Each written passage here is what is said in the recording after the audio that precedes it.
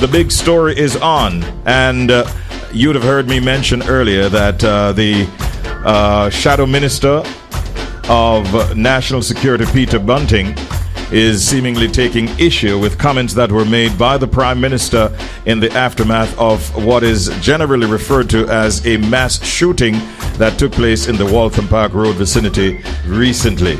And we wanted this morning to find out from Mr. Bunting what issues is he having with what the Prime Minister said, and also whether or not he might have even some suggestions toward a solution. And so we're very pleased to have him with us at this time. Good morning and welcome, Peter Bunting. How are you doing today? Good morning, Richard B. I'm very well, thanks. And good morning to your listeners. Thank you very much for joining us once again. Now, Mr. Bunting, tell us first of all, what is the issue that you're having with the description by the Prime Minister of the shooting incident as a multiple victim violent incident, rather, it seems, than using the term a mass murder or mass shooting? Do you have a problem with the way he described it? Yes. First of all, let me start by saying I want to extend condolences to the families of the deceased and the community on behalf of myself and the opposition. Yes. The issue I have in a case, in a horrific incident like this, mass shooting is the term used, the accepted term used for this type of incident and globally. And if you look at the international press, which unfortunately many international media outlets, the Associated Press, the Toronto Sun, Washington Post, ABC News, etc., have all reported this tragic incident at Waltham Park Road as a mass shooting. Five persons lost their lives and a sixth was shot during that time.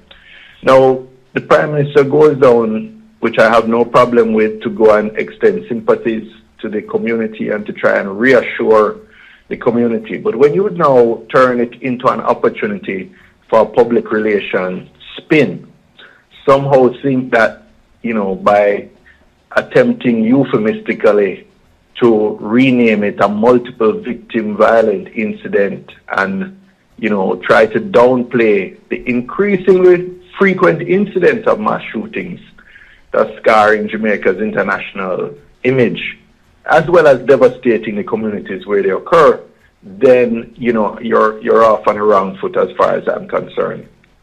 You will know, Richie, there seems to be an increasing trend since the Cherry Tree Lane one in Clarendon. Then we had one in October in the Rockford community. Now this one. That there seems to be an increasing trend of these mass shootings, and it's going to be prevented by two things.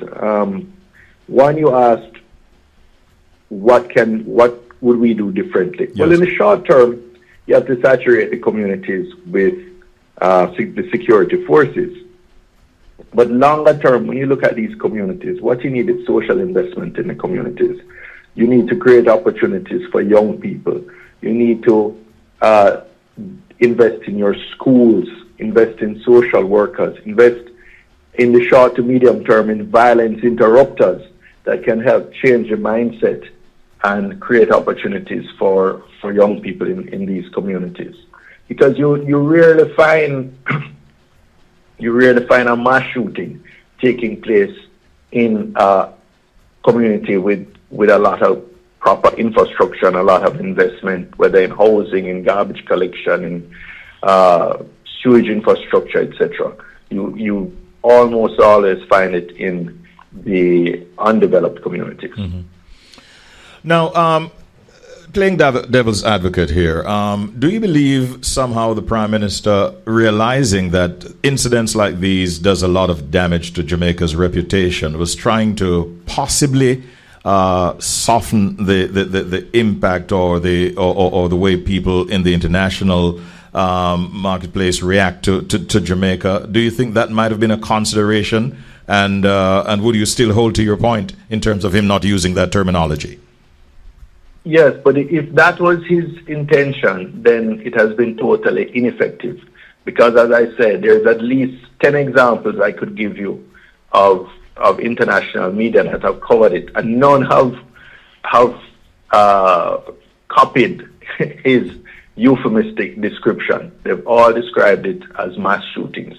So I think the important thing is to confront the monster of crime, so to speak, to understand why these mass shootings seem to be an increasing trend, and to use both policing and other methods to address the root causes.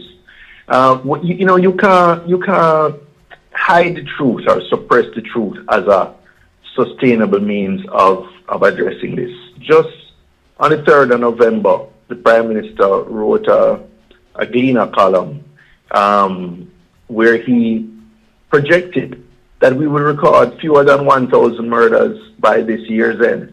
With 5 weeks to go, we already have about 1,050 and climbing. So, you shouldn't gaslight the public. You can't solve a problem by burying your head in the sand. We need truth. We need innovative and creative responses. We need professional policing. We need good intelligence, good investigators. And when we get the intelligence that there are flare-ups or there are potential reprisals, we must have a rapid response of security forces to saturate the areas to prevent this from happening, so the citizens can feel safe in their communities. Would you go as far, Peter Bunting, as saying that these incidents, it's really directly related to political inaction, or just a breakdown of a good society in terms of how we should run and live as one in a society? Or do you blame it on the political direction that we're taking? Well, ultimately, the buck stops with the policymakers, those who have been elected to govern the country.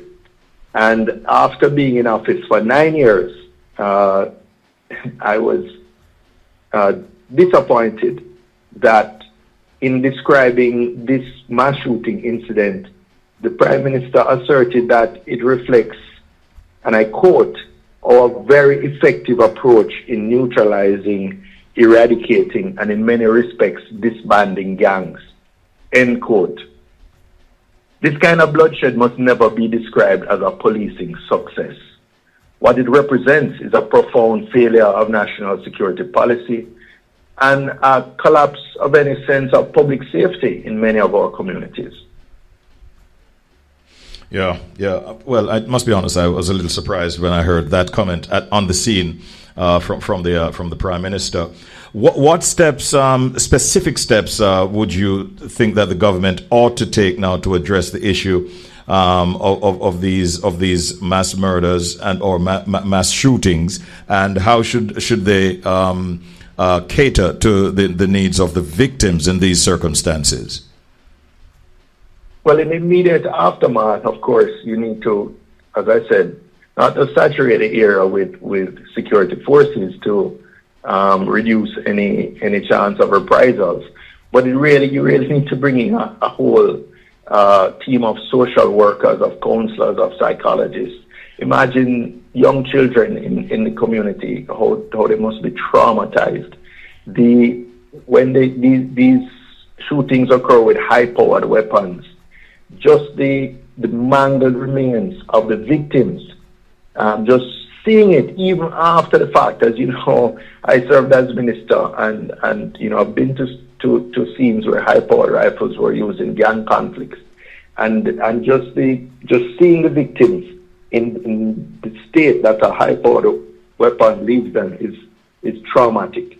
So it requires as much of a a counseling operation and a social work operation to prevent the entire community being left with post-traumatic stress syndrome, as it does a security operation. And the children, it is very unfortunate, but so many children will have witnessed murders or the aftermath, seeing dead bodies on the ground as a result of murders. And this sort of has a normalizing effect on those children, so that as they grow up into teenagers and young adulthood, they do not see violence and crime as the shocking, repulsive thing it should be, or how they should see it, but it has become normalized in their way of life, and therefore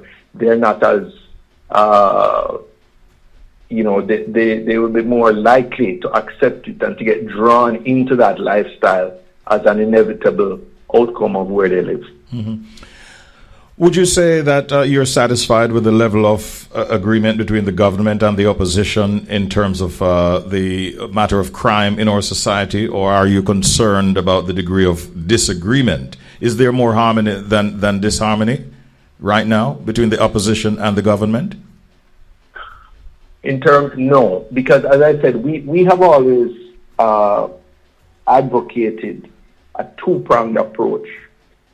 Crime control on the one hand, which is the work of the security forces, and the police and the military, and ensuring you have good intelligence, good investigation, good sufficient boots on the ground, so to speak.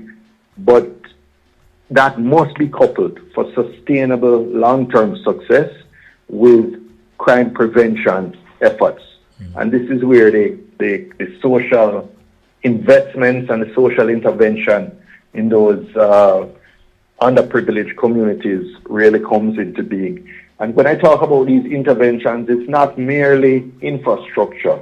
You have to also address the mindset and the elements of the dysfunctional elements of culture that have taken root there, and you almost have to re-socialize many of the young people in particular away from resolving issues with violence. Mm-hmm.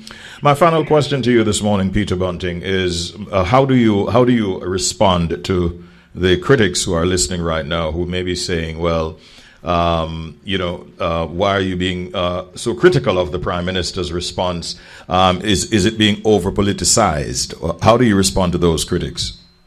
Well, in fact, if those critics have been paying attention, I have been very restrained.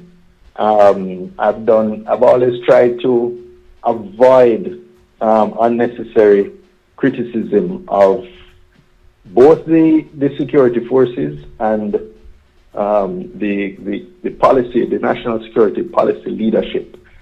But so I made no public comment after the Rockford mass shooting. I made no public comment after the Cherry Tree Lane mass shooting.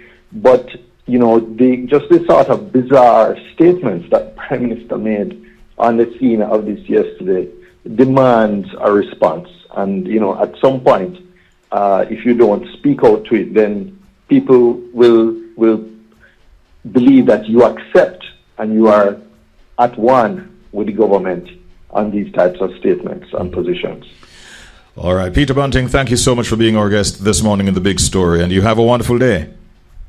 Thank you very much, and you too. All right. Much appreciated. A chat there with the opposition spokesman on national security, Peter Bunting. Looking at his response to the reactions that we heard from the Prime Minister. We played an excerpt of that earlier this morning, and also putting forward some suggestions as to the way forward.